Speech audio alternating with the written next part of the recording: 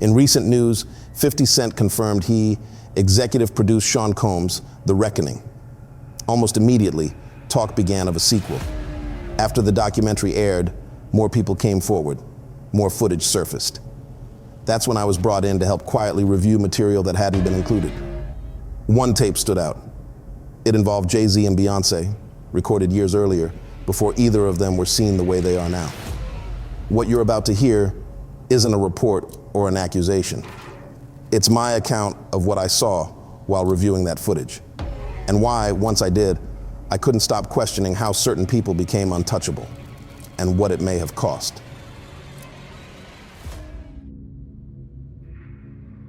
I need to say this first because it matters to me. I'm grateful for the opportunity 50 Cent gave me. I don't take that lightly.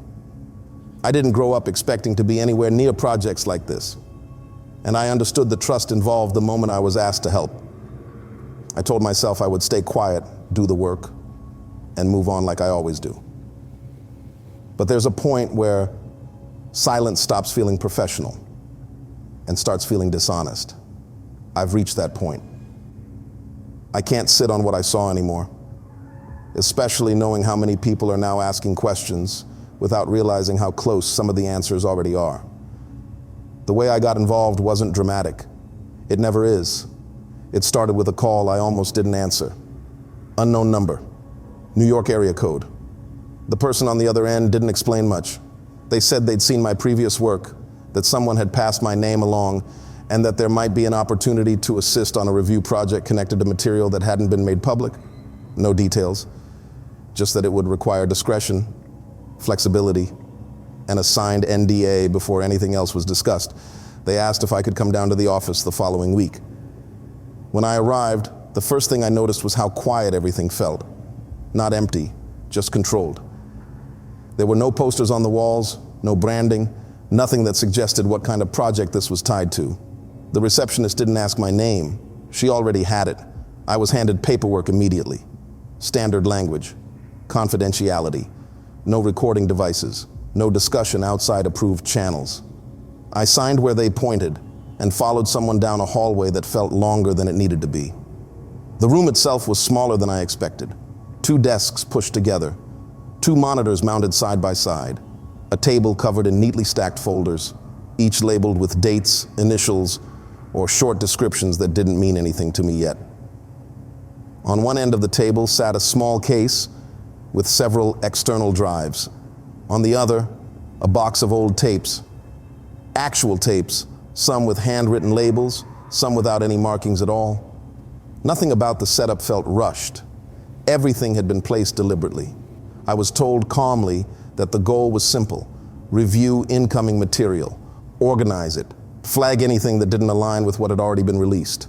Most of what I would see, they said, would be redundant, old interviews, behind-the-scenes footage, things that added color but not substance. My job wasn't to judge relevance, just to notice inconsistencies. They left me alone in the room for a few minutes, long enough for the silence to settle. I powered on the monitors. One was set up for playback. The other displayed a basic file directory. No fancy interface, just folders and timestamps. I scrolled through them slowly, trying not to assume anything. The names didn't jump out at first. Most were exactly what I'd been warned about. Familiar faces, familiar settings, nothing that felt surprising. Then I noticed a file that didn't fit. No date, no description, no matching metadata. Just a file name that looked like it had been copied and recopied over the years, shortened each time until it barely meant anything. I didn't open it yet. I made a note and moved on, like I'd been instructed. That was the rhythm of the work. Observe, log, continue. I was still reviewing paperwork when the door opened. I didn't hear footsteps beforehand, just the sound of the handle turning. I looked up instinctively. He didn't announce himself. He didn't need to. He glanced at the monitors, then at the table, then back at me. There was no tension in the room, but there was focus. The kind that tells you this isn't casual. He nodded once, like he was confirming something to himself. Then he asked simply, "Are you ready to get to work?" The work settled into a rhythm quickly. We sat across from each other, sifting through what had come in since the documentary aired, letters folded too many times, envelopes without return addresses, drives taped shut with handwritten notes that tried to explain themselves before we ever plugged them in.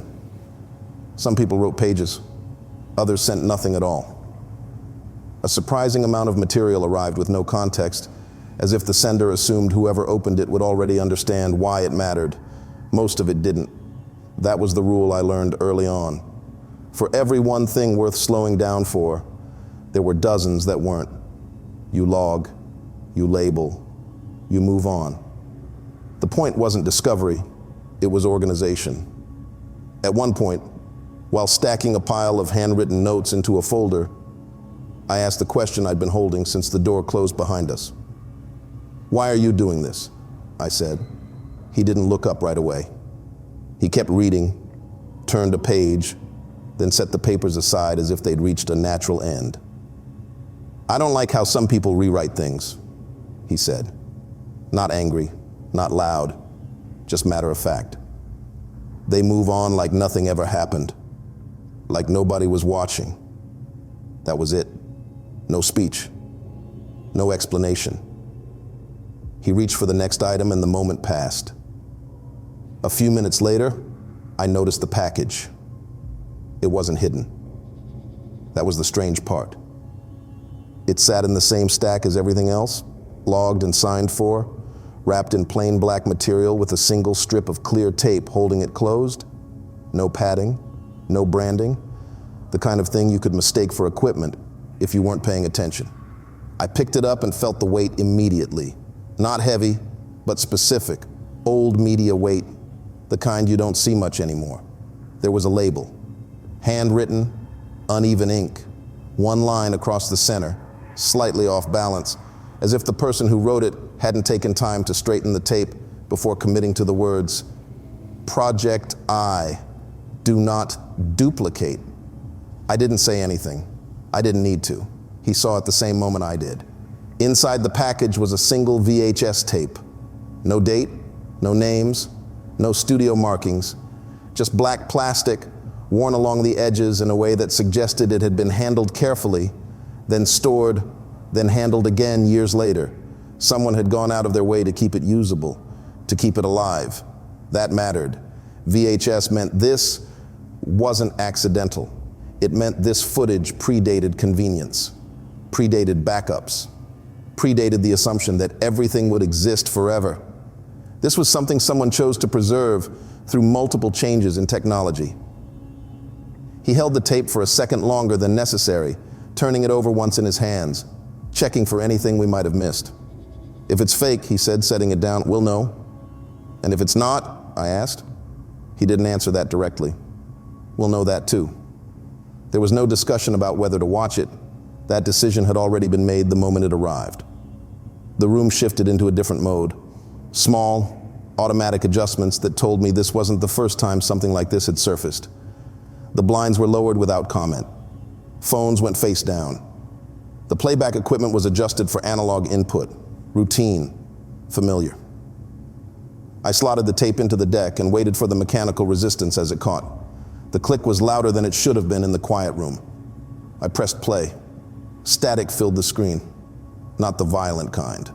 The low, steady hum of an image trying to stabilize. The sound came through first. Room tone, faint voices somewhere off mic, the unmistakable acoustics of an indoor space that wasn't meant to be recorded. I watched the tracking line settle. Before the picture resolved, something registered that I couldn't immediately place. Not an image, not a voice. A detail that didn't belong to the era the tape suggested it came from. I leaned forward instinctively, hand hovering near the controls. Then the screen flickered again. I paused the tape. Neither of us spoke. I rewound a few seconds, just enough to confirm that what I'd noticed wasn't a glitch. It was still there. Small. Easy to miss, but wrong. I logged the time code. When I looked up, he nodded once, barely perceptible, and reached for the remote. "Keep it paused," he said. I did. The room stayed quiet longer than it needed to, not because anyone was unsure what to do next, but because once you start something like this, There's no version of finishing it quickly. The static continued to hum softly through the speakers. I remember thinking, in that moment, that whatever was on this tape hadn't been hidden from the world. It had been waiting. The static softened before it disappeared. Not all at once. It thinned in layers, the way fog pulls back from a road without ever fully lifting.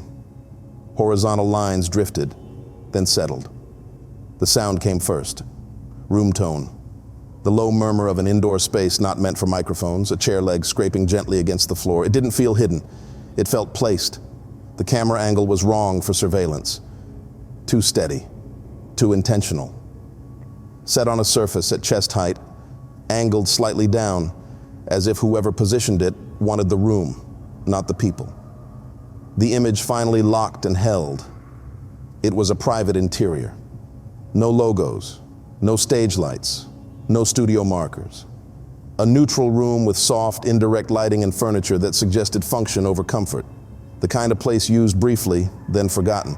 Someone moved through frame and out again, not acknowledging the camera. The tape didn't react to presence. It assumed it. I didn't say anything. Neither did he. The first person who settled into view did so without ceremony. No entrance, no adjustment for the lens. She sat as if she'd already been sitting there for some time, and the camera had simply arrived late. I recognized her by posture before face, by the way she held still without stiffness, by the absence of hesitation. She wasn't performing. That was the detail that kept pulling my attention back. No smiling, no checking herself, no searching for approval. She listened, eyes forward, hands resting calmly, as if waiting for a cue that wasn't visual. When she spoke, it wasn't to fill space. It was to confirm alignment, short responses, measured.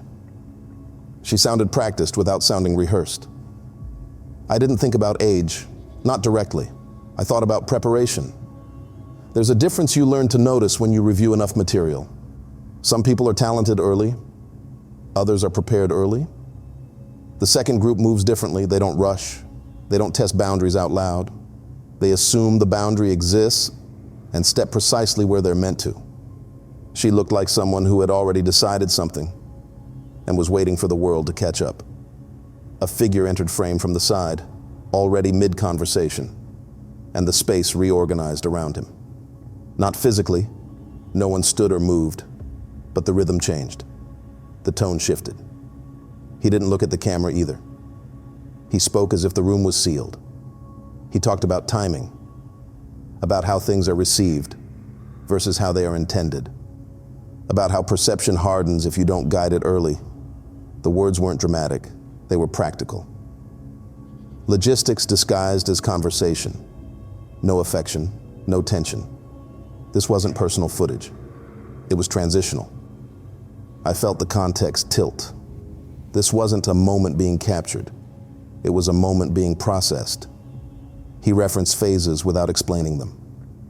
Spoke about what would come after, not what was happening now. At one point, a line slipped through the casual cadence and lodged itself in my attention.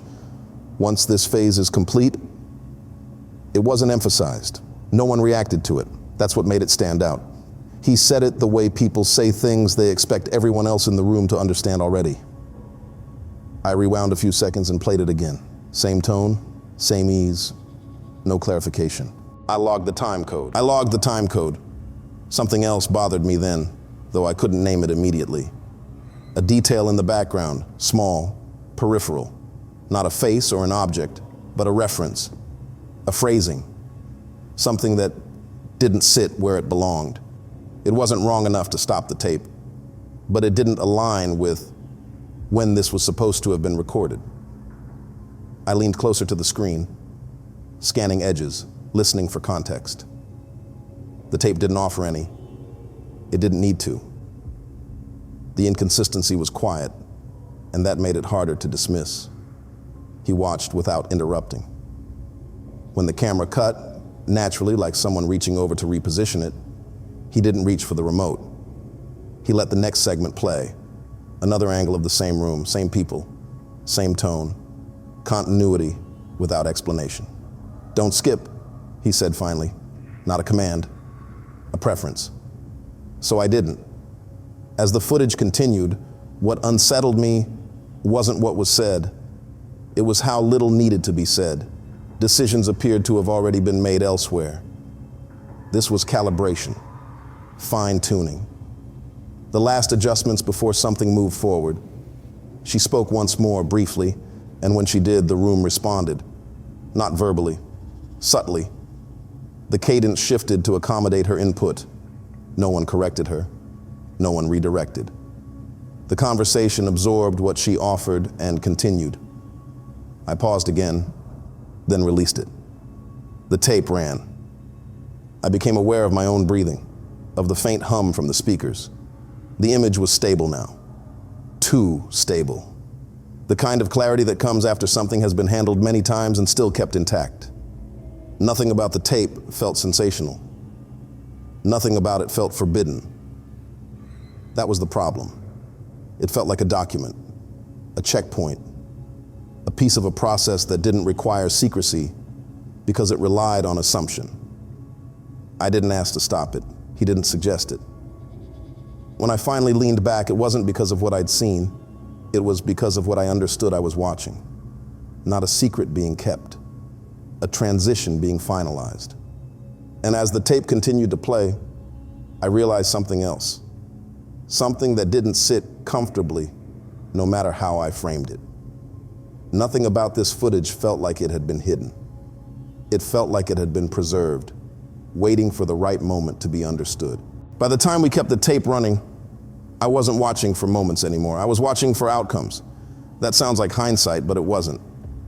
It was something quieter than realization. A shift in how attention arranges itself when you stop asking what happened and start asking what never happens. What doesn't stall? What doesn't meet resistance? What gets smoothed before it ever sharpens? The footage kept moving through phases that didn't announce themselves. Cuts that didn't feel like edits so much as continuations. Conversations that assumed agreement without ever requesting it. At one point, no more than half a second, a date flickered at the bottom of the frame. The kind of timestamp you'd miss if you blinked. April 4th, 2000. It was gone before I could question it, but not before it lodged itself in my thinking.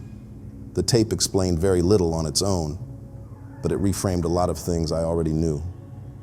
Headlines that never lingered, stories that redirected instead of collapsing, criticism that softened into commentary and then vanished. It wasn't that the tape showed power being used, it showed power being anticipated. There was a moment early in the footage, before the tone settled, where the room looked almost ceremonial, not overtly, no robes, no altar, just arrangement. People positioned with intention, a stillness that felt closer to observation than rehearsal. Two figures stood apart from the others at first, not interacting, not introduced. It felt less like a meeting and more like the beginning of something formal, almost contractual. For a split second, it reminded me of a wedding. Not the public kind, but the private part, before anyone speaks. That was the first time I understood it might have been the first time they met in person. At some point, the marriage entered my thinking, not as romance, not as scandal, but as a hinge, before and after. Watching the tape again, knowing what I knew later, it was impossible not to see the early alignment between Jay-Z and Beyonce as something larger than attraction.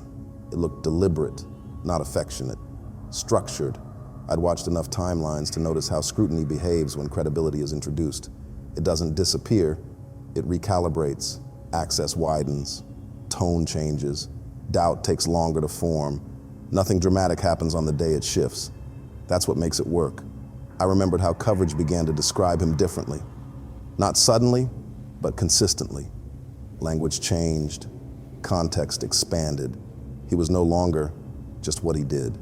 He was what he represented. And she, her presence, functioned like an institution. A partner reframes perception the way power does, by lending gravity to movement, by making deviation feel less like risk and more like complexity. No one said it outright, but the effect was measurable. Things didn't stick the way they used to. Consequences arrived diluted. distributed across narratives that softened their edges before they hardened into shape. Someone in the room used the word shield casually, like it was already understood. It wasn't aimed at anyone in particular. It floated through the conversation the way internal language does, efficient, unceremonious. That's why the shield matters, they said, and kept going. No one asked what it meant. That silence mattered more than any definition. You don't invent language for things you haven't already built. The word didn't feel theoretical. It felt operational, like something that existed because it had been needed before. I started thinking about the I the same way, not as a place, not as a group, not as anything that needed meetings or symbols, more like a corrective system, a mechanism that absorbs volatility and returns stability, the way financial instruments do. Risk doesn't vanish, it gets spread. Loss doesn't stop, it gets offset. Accountability doesn't end, it gets delayed until it dissolves into noise. The I didn't erase damage, it amortized it. Once I saw it that way, patterns emerged everywhere. Scandals that lost traction, narratives that rerouted at the moment they might have converged, attention that broke into fragments before it could form pressure. The I didn't protect innocence, it protected continuity. I thought about her then, not as an accomplice, not as a victim, but as a constant, composed, visible, intentional, someone who understood positioning, even if she never named it aloud. She wasn't the shield by accident. She also wasn't against it. Her presence stabilized outcomes. That didn't make her responsible for everything that happened around her, but it made her essential to how those things were received. Protection doesn't have to be aggressive to be effective. Sometimes it just has to be undeniable. The work continued. I noticed my role changing. Fewer questions directed my way. More decisions made before I was looped in. I was still there, still trusted to log and flag, but I'd shifted from participant to periphery. That wasn't a warning, it was containment. A recognition of where my usefulness ended. Near the end of the day, there was a pause. Not dramatic, just the natural lull that comes when everything worth saying has already been said somewhere else. That's when he said it. Not loud, not pointed, almost like a footnote. He's broke. I looked up, expecting clarification, but it didn't come right away. He wasn't talking about bank accounts, not in the way people usually mean it. He continued, as if explaining something that had long since stopped surprising him. People think ownership is the same as assets, he said. It's not. Assets get leveraged, allocated. What looks like wealth is usually just permission. I waited. He doesn't own what people think he owns, he went on.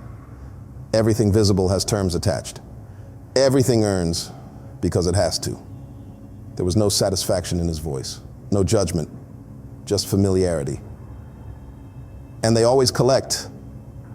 He didn't say who they were. He didn't need to. The sentence closed itself. Whatever the I was, it wasn't generous. It didn't forget. It didn't forgive. It accounted. That was the part that settled uncomfortably. The shield didn't end debt. It managed it.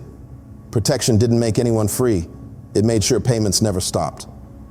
I thought about how success can look identical to autonomy from the outside, how leverage can feel like ownership when the machine is still running, how reputation can be used as collateral long after people stop noticing the withdrawals.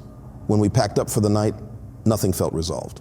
There was no reveal to process, no line to quote, just a clearer sense of how things survive without ever being confronted, how systems don't need secrecy if they can rely on momentum.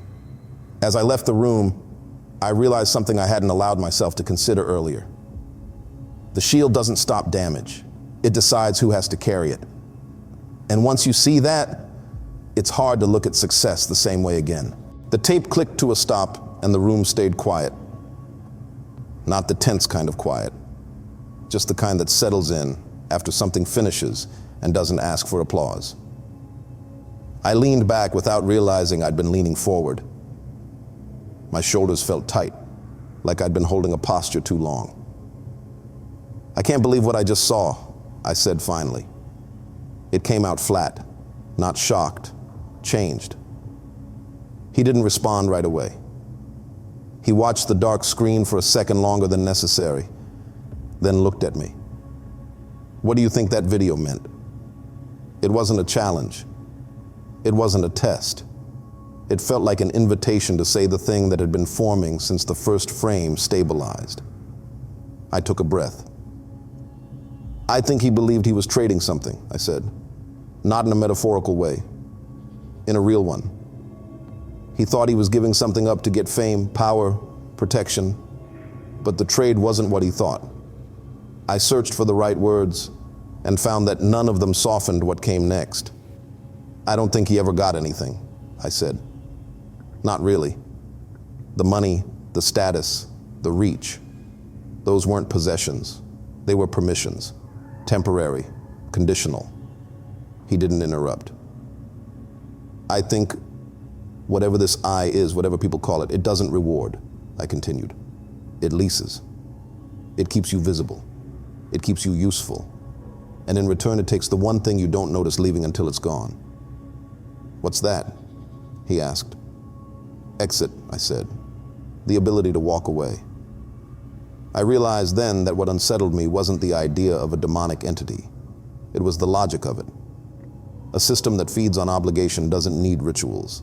It just needs contracts you never finish paying. You think you're buying freedom, but all you're doing is agreeing to stay. He thought he was buying fortune, I said. But the truth is, he lost everything that mattered. He doesn't own his time. He doesn't own his legacy. He doesn't even own the silence around him. It all belongs to whatever keeps collecting. He nodded once, like this was a conclusion he'd reached long ago and didn't need to defend. I sat with that for a moment, then felt something shift inside me. Not fear, responsibility. I can't keep this here, I said. I can't pretend I didn't see it. Silence feels like participation now. He watched me carefully. So what are you going to do? I'm going to tell people, I said. Not through institutions, not through channels that filter everything into something safe. I'm going to use the one place where stories still move faster than permission. YouTube, he said. I nodded. People can decide for themselves. The evidence is already out there. It just hasn't been lined up. Not like this. He stood, walked to the table, and picked up a thin folder I hadn't noticed before. He slid it across to me. He stood, walked to the table, and picked up a small black flash drive I hadn't noticed before. No label, no markings. He held it between his fingers for a moment, then slid it across to me. Use this, he said. Tell your truth through this. I picked it up. It was lighter than I expected. Inside wasn't anything explosive on its own. Dates, references, public records, archived footage links. Things anyone could verify if they took the time. Nothing sensational. That was the point. It wasn't a story being handed to me, it was a trail. He didn't tell me how to frame it. He didn't tell me what to say. He didn't tell me what not to say. He just turned toward the door. As he left, there was no warning, no dramatic final word, just the quiet understanding that my part in this was beginning as his ended. I gathered my things and stepped outside. The city looked the same. Traffic moved, lights changed, people passed without realizing anything had shifted. I sat in my car for a while before starting it, replaying the tape in my head, not the images, but the structure of it, the way everything was arranged to continue, the way success could look exactly like freedom from the outside while being something else entirely on the inside. If you're listening to this now, the flash drive he gave me is referenced in the description. I'm not asking you to believe anything I say. I'm asking you to look, to question, to decide for yourself what success actually costs. Use the information, follow it, share it if it matters to you. And if this feels wrong, if it sits with you longer than you expected, say something. Like comment, subscribe, not for me, but so this doesn't disappear quietly. Because if I'm wrong, this ends here. And if I'm right, it never could.